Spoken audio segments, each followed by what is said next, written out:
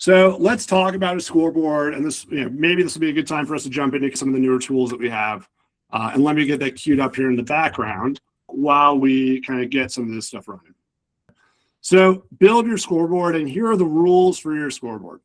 I just took down the scoreboard that Matt and the former Chevron crew had in the office, but there's a scoreboard up there keeping track of all the stuff. Here are the rules. Your scoreboard has to be physical, not just digital.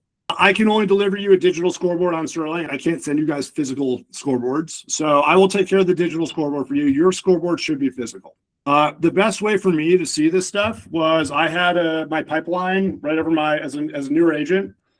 When I was in production, I had my pipeline right over my computer, and I could see all the deals I had under contract. And I literally had like all my contacts per day on the scoreboard. So literally, if I just looked up, I only got like 1 under contract and 2 active buyers. I got to figure some stuff out. Put it behind your screen. It doesn't do you any good if your scoreboard is in your closet, in that corner where light doesn't hit it, and it kind of smells funky, so you don't go over there. So make sure that you can see your scoreboard. Make your scoreboard color-coded. Happy faces, green lights if we hit it. Red is bad. Humans like rewards and maybe some of us like punishment, but typically we react well to punishment or reward. If you're going to take an action, right? If you're going to do something, isn't it best from a learning, development, whatever perspective if you get feedback? So if you do something and you get no feedback, aren't you like, oh, what was that? Whereas if you do something and let's say you put an 8 on your scoreboard and the goal was 10 and it flashes red, don't you get immediate feedback with that red flash?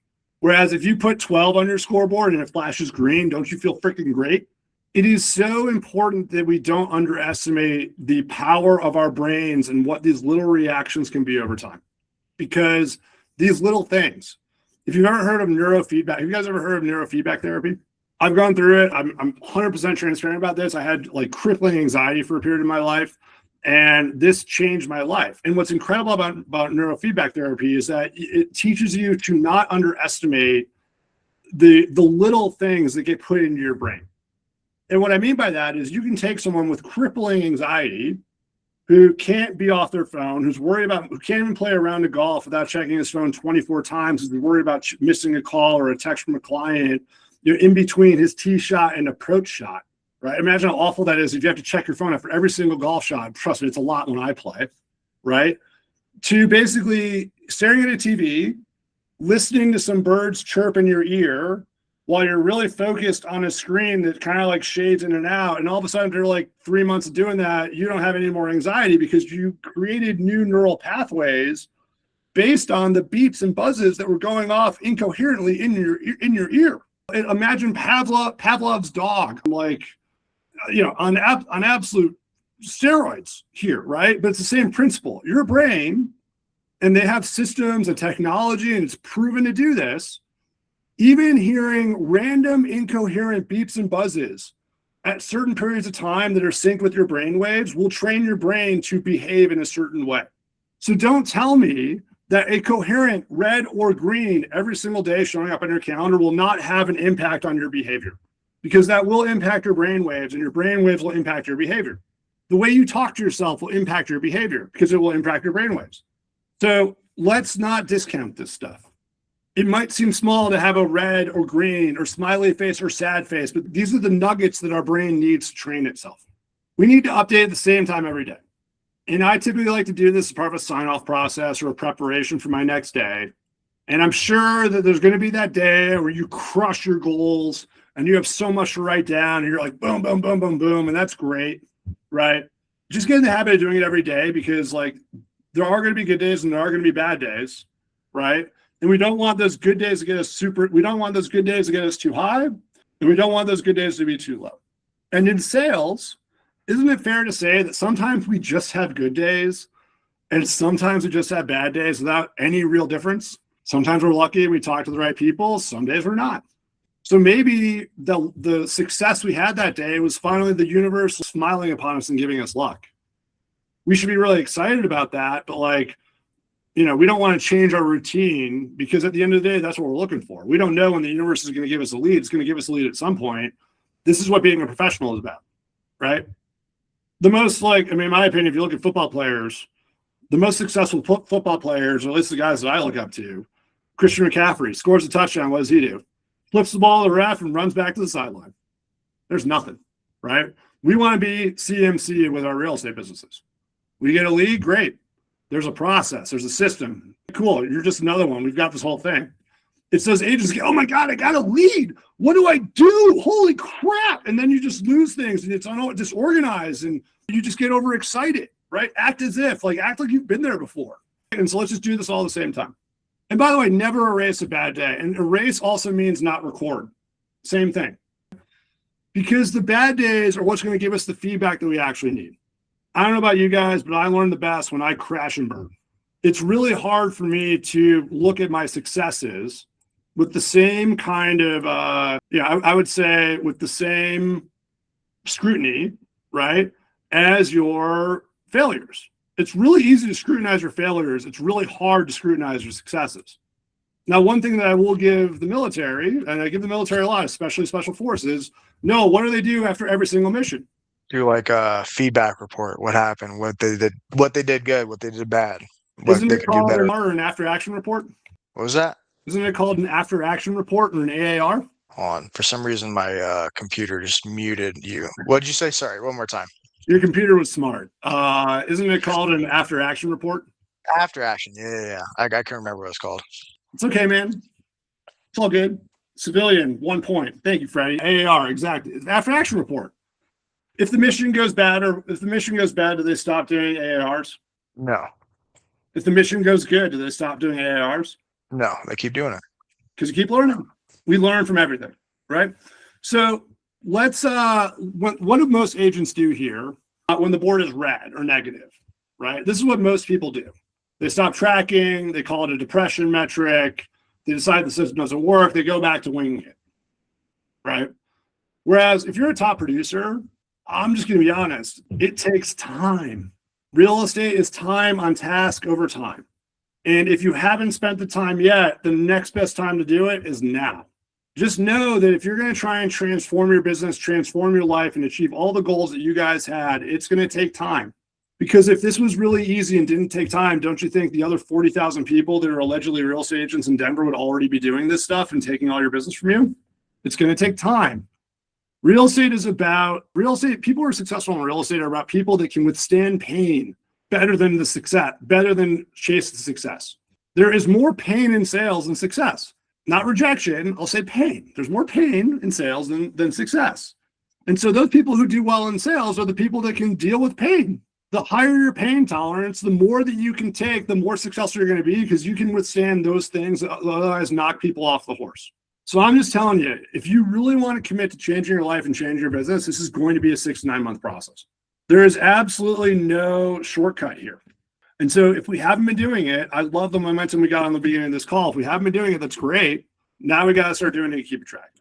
So lastly, we're going to jump into just the accountability edge and what it means to have accountability, because we talked about this. If you're left to your own devices, aren't there 2 things that humans always want? Wes, maybe a third, but take your mind out of the gutter. We want to be right. We want to look good and we want to be right. So if our mind is always, designed to protect us, we want to always look good. We always want to be right. If we have a bad day and we don't have any accountability, what's going to happen at the end of the day? Aren't we going to start rationalizing why it was okay?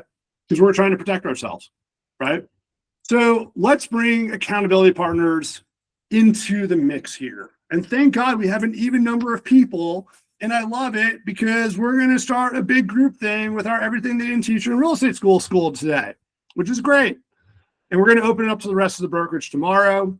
But here are the best people who are, look, if you want true accountability, those people who are most invested in your success are your best accountability partners. How much different?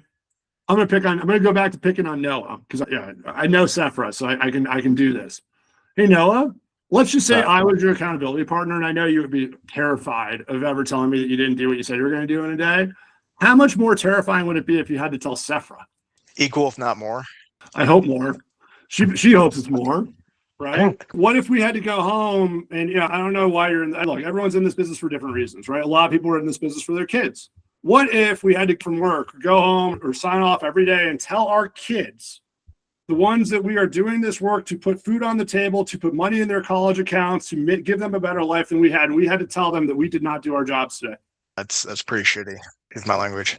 What kind of example would you be setting for your children if they felt that it was a pattern that you never achieved your goals? Now, I'm not saying that there aren't learning experiences. Maybe a great parent will show their children that 9 times out of 10, you're going to be great. And that one day you're allowed to give yourself a little bit of grace. That's totally acceptable, right?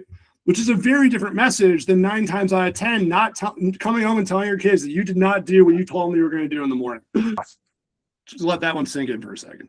So let's think about accountability partners, and let's think about those people that we bring into our business to hold us accountable. Those people that we're burning the boats. Just by bringing in these people, we're burning the boats, right? Because if we bring these people in, we have no shot, like we don't have a choice. If you bring your wife or your husband into your accountability partner, and then they see for the next couple of weeks a pattern of you not doing your job, how is that going to impact your relationship? If you bring in your kids to your accountability partner and they see weeks of you not doing what you said you were going to do, how is that going to impact their feeling of you, your relationship with them, and the lessons you're teaching them to be professionals in the future? If you bring in your team members, the ones that you're prospecting with, finding deals with, and you tell your team that you're not doing this consistently, how is that going to feel within your team? So what we're going to do is we're going to start thinking of some rewards that our accountability partners are going to give us. Now, there are some great Green Week rewards. And by the way, I'm a huge proponent of this. Whenever we talk about business planning, if you ever do a one-on-one business session with me, I will tell you, you cannot work 7 days a week. You are not allowed. A, because that's a really bad habit to get into. And B, you got to also budget to live life. If you want to work 24/7 in this industry, you could. There's always something else to do. I promise you, right? And we also need to make sure that we reward ourselves. And this is a reward, good or bad, but we're rewarding ourselves because we always want to basically take that weekly feedback. So here are some Green Week penalty or rewards rather, right? But Green Week rewards, maybe a fun dessert. I don't know, maybe a round of golf, movie, sleep in, turn off your alarm. It doesn't need to be like, oh, I'm going to buy myself a car. That's great. You close a big deal, you want to buy a car, do it. Awesome. It doesn't need to be that big. What's one thing that is a luxury for you in your life right now? For me, it's as simple as waking up on a Sunday morning with my girlfriend and having a cup of coffee for 2 hours and just turning Blue Pebble off. I love Corvus coffee. They make a great pour over. I have bags of it in my freezer. If you ever meet with me, it's probably a Corvus. So I just look forward to having my 1 cup of coffee on Sunday morning, maybe turning on the golf channel. My girlfriend's next to me. The dogs are not a pain in the butt. That's what I look forward to. And it's a lot easier to enjoy that when I know I put in the work the week before, right? Now, I'm also saying you should disincentivize yourself or de-reward yourself or penalize yourself to some extent if we don't achieve these goals. If we don't do what we said we're going to do, maybe we just skip Friday happy hour. And why would we skip the happy hour? It's not to skip the happy hour and mope.